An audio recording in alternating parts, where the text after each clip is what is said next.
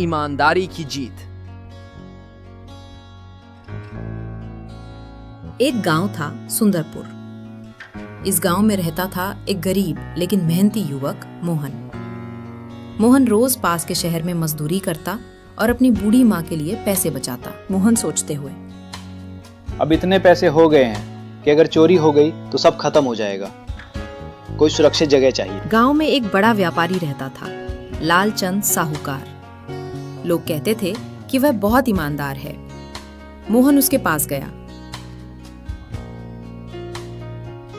नमस्ते साहूकार जी, मैं मजदूरी करके कुछ पैसे जमा किया हूँ।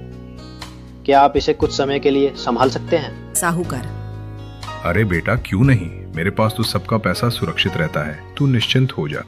मोहन ने अपने 4000 रुपए साहूकार को दे दिए। कुछ महीने बीत गए। फिर मोहन ने सोचा कि अब छोटी दुकान खोलूं।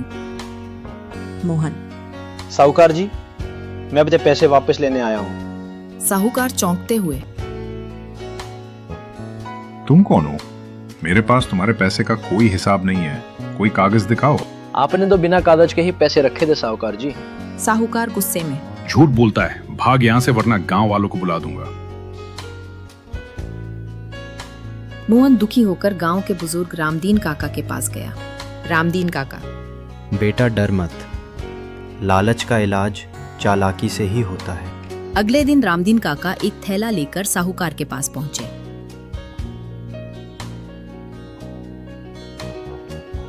साहूकार जी, मेरी जमीन बिक गई है।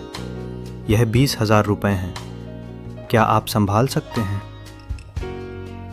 साहूकार आंख चमकाते हुए, अरे काका, ये तो सौभाग्य है, आपका पैसा पूरी तरह सुरक्षित रहेगा।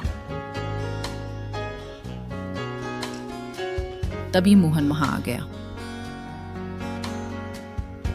मोहन, साहूकार जी, क्या आपको याद आया मेरे 4000 रुपए? साहूकार डरते हुए, अरे हाँ हाँ मोहन, मैं भूल गया था, ये लो तुम्हारे पैसे। साहूकार तुरंत पैसे लौटा देता है। रामदीन काका मुस्कुराते हुए, अच्छा साहूकार जी, अब मुझे भी अपने पैसे वापस दे दीजिए, मुझे जरूरत पड़ गई है। साहूकार घबरा कर, अरे वो अभी मेरे पास नहीं है।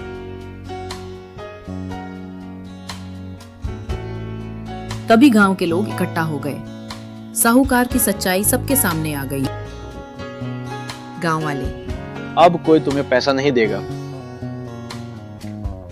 मोहन को उसकी मेहनत की कमाई वापस मिल गई और साहूकार की इज्जत हमेशा के लिए खत्म हो गई।